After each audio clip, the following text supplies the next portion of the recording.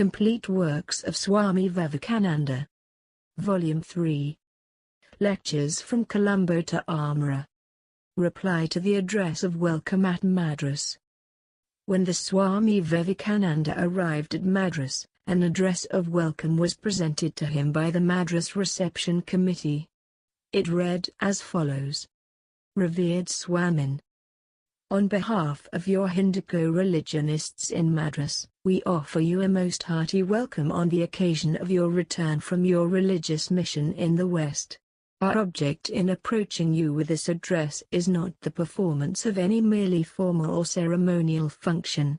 We come to offer you the love of our hearts and to give expression to our feeling of thankfulness for the services which you, by the grace of God, have been able to render to the great cause of truth by proclaiming India's lofty religious ideals. When the Parliament of Religions was organized at Chicago, some of our countrymen felt naturally anxious that our noble and ancient religion should be worthily represented therein, and properly expounded to the American nation, and through them to the Western world at large. It was then our privilege to meet you and to realize once again, what has so often proved true in the history of nations, that with the hour rises the man who is to help forward the cause of truth.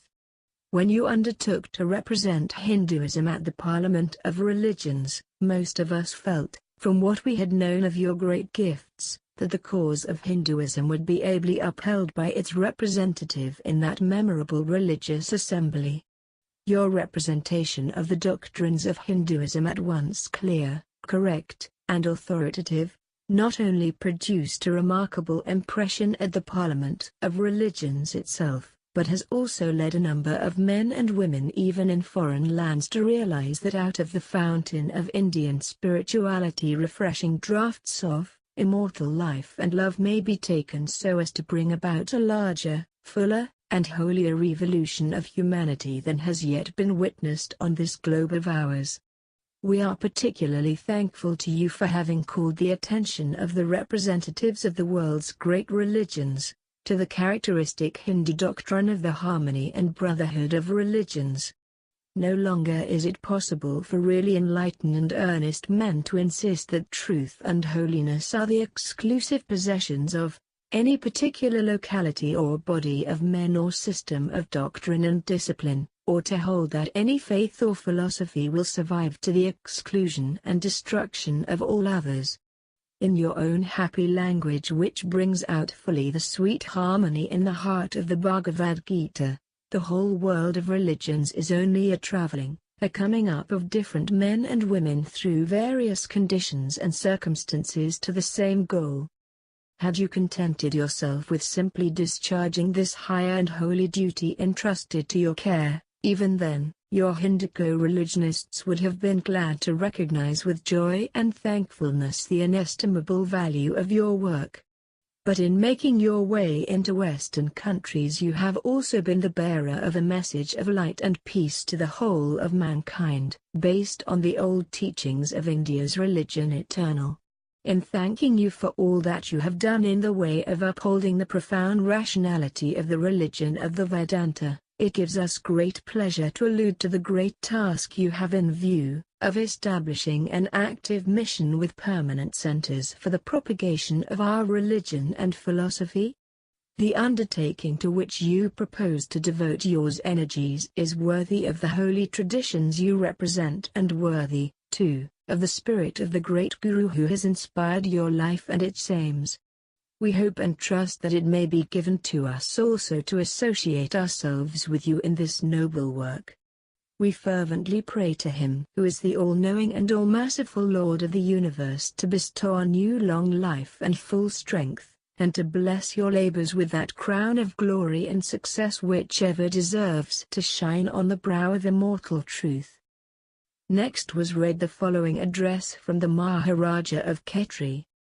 Your Holiness, I wish to take this early opportunity of your arrival and reception at Madras to express my feelings of joy and pleasure on your safe return to India, and to offer my heartfelt congratulation on the great success which has attended your unselfish efforts in Western lands, where it is the boast of the highest intellects that not an inch of ground once conquered by science has ever been reconquered by religion, although indeed science has hardly ever claimed to oppose true religion.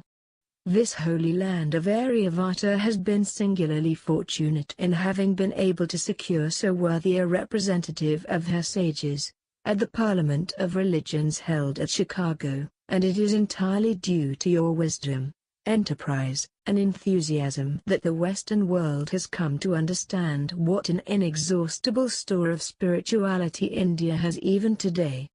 Your labors have now proved beyond the possibility of doubt that the contradictions of the world's numerous creeds are all reconciled, in the universal light of the Vedanta, and that all the peoples of the world have need to understand and practically realize the great truth that unity and variety is nature's plan in the evolution of the universe, and that only by harmony and brotherhood among religions, and by mutual toleration and help can the mission and destiny of humanity be accomplished. Under your high and holy auspices and the inspiring influence of your lofty teachings, we of the present generation have the privilege of witnessing the inauguration of a new era in the world's history, in which bigotry, hatred, and conflict may, I hope, cease, and peace, sympathy, and love reign among men. And I in common with my people pray that the blessings of God may rest on you and your labors. When the addresses had been read, the Swami left the hall and mounted to the box seat of a carriage in waiting. Owing to the intense enthusiasm of the large crowd assembled to welcome him, the Swami was only able to make the following short reply, postponing his reply proper to a future occasion. Man proposes and God disposes. It was proposed that the addresses and the replies should be carried in the English fashion. But here God disposes. I am speaking to a scattered audience from a chariot in the Gita fashion. Thankful we are, therefore, that it should have happened so. It gives a zest to the speech, and strength to what I am going to tell you. I do not know whether my voice will reach all of you, but I will try my best. I never before had an opportunity of addressing a large open-air meeting. The wonderful kindness, the fervent and enthusiastic joy with which I have been received from Colombo to Madras, and seem likely to be received all over India, have passed even my most sanguine expectations, but that only makes me glad, for it proves the assertion which I have made again and again in the past that as each nation has one ideal as its vitality, as each nation has one particular groove which is to become its own, so religion is the peculiarity of the growth of the Indian mind. In other parts of the world, religion is one of the many considerations, in fact it is a minor occupation. In England, for instance, religion is part of the national policy. The English Church belongs to the ruling class, and as such, whether they believe in it or not, they all support it, thinking that it is their church. Every gentleman and every lady is expected to belong to the church. It is a sign of gentility. So with other countries, there is a great national power, either it is represented by politics or it is represented by some intellectual pursuits, either it is represented by militarism or by commercialism. There the heart of the nation beats, and religion is one of the many secondary ornamental things which that nation possesses. Here in India, it is religion that forms the very core of the national heart. It is the backbone, the bedrock, the foundation upon which the national edifice has been built. Politics, power, and even intellect form a secondary consideration here. Religion, therefore, is the one consideration in India. I have been told 100 times of the want of information there is among the masses of the Indian people, and that is true. Landing in Colombo I found not one of them had heard of the political upheavals going on in Europe, the changes, the downfall of ministries, and so forth. Not one of them had heard of what is meant by socialism, and anarchism, and of this and that change in the political atmosphere of Europe.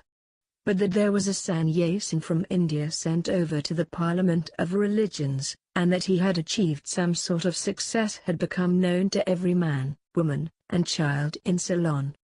It proves that there is no lack of information, nor lack of desire for information where it is of the character that suits them, when it falls in line with the necessities of their life. Politics and all these things never formed a necessity of Indian life, but religion and spirituality have been the one condition upon which it lived and thrived and has got to live in the future. Two great problems are being decided by the nations of the world. India has taken up one side, and the rest of the world has taken the other side. And the problem is this: who is to survive? What makes one nation survive and the others die? Should love survive or hatred? Should enjoyment survive or renunciation? Should matter survive or the spirit, in the struggle of life? We think as our ancestors did, away back in prehistoric ages. Where even tradition cannot pierce the gloom of that past, there our glorious ancestors have taken up their side of the problem and have thrown the challenge to the world. Our solution is renunciation, giving up, fearlessness, and love. These are the fittest to survive. Giving up the senses makes a nation survive. As a proof of this, here is history today telling us of mushroom nations rising and falling almost every century, starting up from nothingness, making vicious play for a few days, and then melting. This big, gigantic race which had to grapple with some of the greatest problems of misfortunes, dangers, and vicissitudes such as never fell upon the head of any other nation of the world, survives because it has taken the side of renunciation, for without renunciation how can there be religion? Europe is trying to solve the other side of the problem as to how much a man can have, how much more power a man can possess by hook or by crook, by some means or other. Competition, cruel, cold, and heartless, is the law of Europe. Our law is caste, the breaking of competition, checking its forces, mitigating its cruelties, smoothing the passage of the human soul through this mystery of life. At this stage the crowd became so unmanageable that the Swami could not make himself heard to advantage. He, therefore, ended his address with these words: "Friends, I am very much pleased with your enthusiasm. It is marvelous. Do not think that I am displeased with you at all. I am, on the other hand, intensely pleased at the show of enthusiasm. That is what is required, tremendous enthusiasm. Only make it permanent, keep it up. Let not the fire die out. We want to work out great things in India. For that I require your help. Such enthusiasm is necessary. It is impossible to hold this meeting any longer. I thank you very much for your kindness and enthusiastic welcome. In calm moments we shall have better thoughts and ideas to exchange. Now for the time, my friends, goodbye. It is impossible to address you on all sides, therefore you must content yourselves this evening with merely seeing me. I will reserve my speech for some other occasion. I thank you very much for your enthusiastic welcome.